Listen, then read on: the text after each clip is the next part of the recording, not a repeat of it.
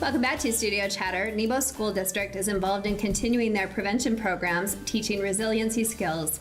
Welcome Monica Hullinger to the program. Hi, Monica. Hello. Thanks for coming. Yeah, no problem. We have so much information to cover in 8 minutes. Okay. You and I were go. recently at an event where IHC was there, and you stood up and talked about the resiliency of what you're trying to implement at the district. Right. So I wanted to just invite you here today and share with us what the district's doing. How are you teaming up with IHC? Tell us about some of those different things, the different apps you're doing, and helping us parents understand what we can do to help our kids. Right.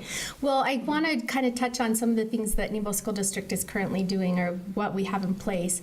We did a huge launch where we have the Safe UT app. So we launched that through all of our secondary and elementary schools, where students who are concerned about a fellow student or if they're stressed, that they can call this hotline, which is manned by the University of Utah, and they take the information. It's a hotline. And then if it is a tip that we need to act on, they will send it down to the school district and it's assigned out. So I love that app. So when you know, just in case somebody's not understanding where you are, who you are, when you're talking about the resiliency skills, how did that all come about? Well, I think that most recently our suicide rate has gone up in our community, and the risk factors that our kids are exposed to, that has come forefront in how we're dealing with kids and what can we do to prevent that, and talk to the kids about that prevention piece so that we can keep them mentally safe and healthy and moving forward in life. So do you know what's causing this rise in the mental health?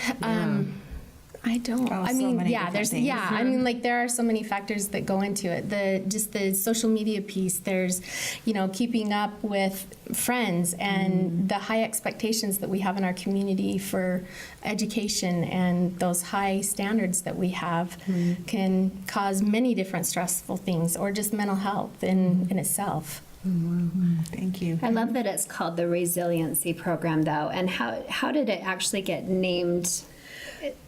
How did it get named, really? I mean, just to kind of, it's really like a bounce back program after they've gone down a path that seems to get them back on track, Right. like a back on track program, right? Right, it can be. And I think, as I was looking through information that I could bring here, Katie Hurley, who is an LCSW, she had a really good article about resiliency in children and strategies as parents. What can we do to help build those skills? And some of the things that she talks about is that every child has those skills, but they develop over time as the child grows older. And as parents, what can we do to help them develop appropriately and be able to be successful in this? And some of the things that they talk about is, as parents, building a strong emotional connection. So our kids have that strong connection to friends and family, so they have a support network to fall back on. It talks about promoting healthy risk-taking for kids, because kids need to fail. Because if they don't have failures, they don't know what a success is. And so we have to let our children have those small failures so that they can maybe stay away from the big failures because of the things that We they've can't save them experienced. from everything. Exactly. Right. And so she talks about that. She also talks about making sure that, we're labeling emotions with our kids so that we can communicate with them and understand, well, I'm sad today or I'm hurt today. Because if we don't have that common language, how do we communicate with them and share and understand what they're feeling or what they're going through? She also talks, about demonstrating coping skills, those deep breaths when we're all in panic mode and we stop breathing, and now we're in fight or flight because we're not breathing, and that's just a natural part of, who we are as humans, is the fight or flight. Got to stop and breathe. Right. And so demonstrating that. A big one is embracing the mistakes. When we make a mistake, it's okay. We can move forward and relish in those failures so that we can have, positive things that happen in our life later. Is it possible to identify when a child is not coping with certain? Yeah, she kind of talks about like that Lifestyles depression and anxiety.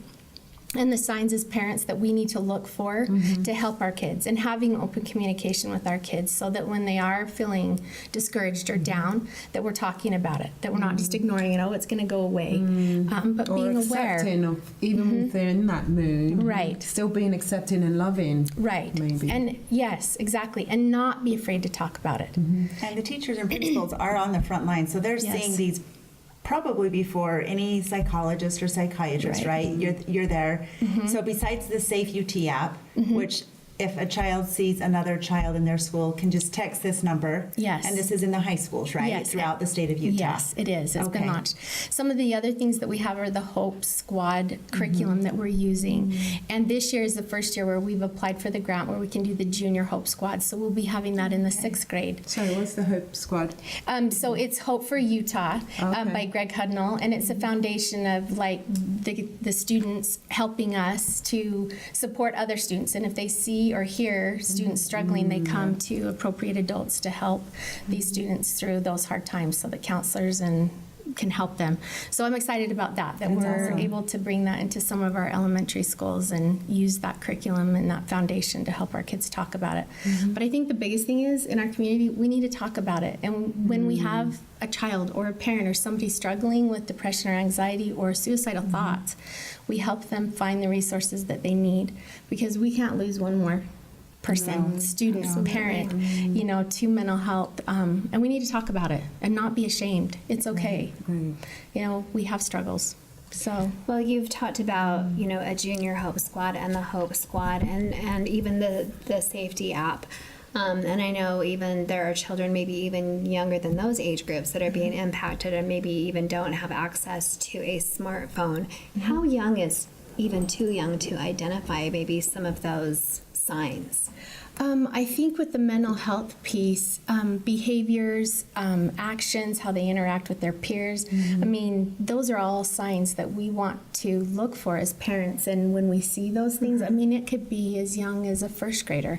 They may be having behaviors or, things that are alarming as a parent. And we need to assess those and find the appropriate people to help them get the help that they need. So I think you were mentioning that the facilities, are they here in? Yes, we do. We have many wonderful mental health agencies that we can work with. But in Utah County, we also have very limited residential facilities that we can have our kids go and be safe at for suicide.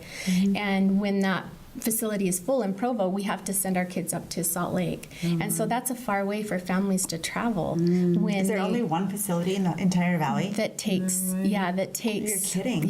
that we have access to. So like if they go to the emergency room and they're assessed that they need additional inpatient services, Right. we have one facility in Utah County, and then they use So will the new IHC facility just gonna ask be that. I think that they're facility? assessing to have beds Okay. available to help us. I don't know to what capacity and how Okay. many, but I know that they will have that for us to use as well, I which liked is exciting. in that meeting how we discussed there were like city officials there, district officials, and then Like mental doctors health and mental health, doctors, and everyone agreed there that is a need for Southern Utah County. It is. It that we is. need more people here to help the kids. Exactly. So- Well, and we have an amazing partnership with our local mental health agency, which is Wasatch Mental Health, and they've recently opened the new building in Salem, Payson, which is a beautiful building. Where And is that? It's across from Mountain Star Hospital in Oh. Payson, so it's just kind of kitty corner Okay. on the Salem side.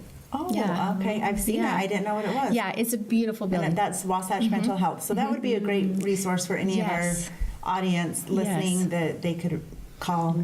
Yeah, call and them get for services. help and services. Absolutely. Okay. But and then if they don't, your insurance doesn't cover what they provide, then they can also connect you. But they have a crisis line there that is manned 24 hours a day. So if families are in crisis or students or anyone, call that number. They will help Okay. you. Do you have that number? Not off the top of my head. Fantastic. But yeah. Okay. Yeah. Right. Well, Sorry. yes, that was Thank a you. wealth of information, and Wow, we thanks, thank Monica, you so for much for coming. your time. Thank you. We'll try and post those numbers and Yes. website to share later on. Okay. Thank you so much. Thank you. It's time for our book reports. We hope you're ready to. Don't go away.